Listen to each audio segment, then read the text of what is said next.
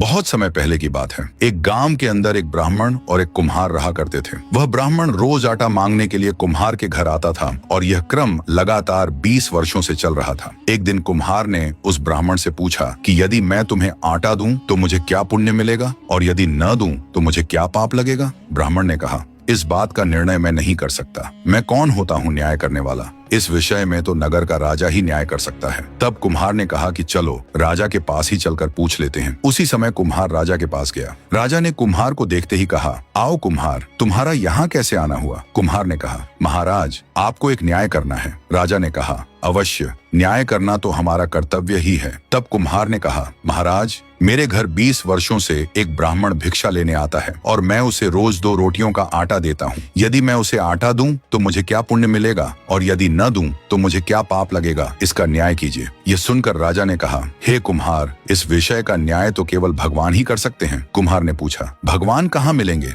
मैं उनके पास स्वयं चला जाऊंगा।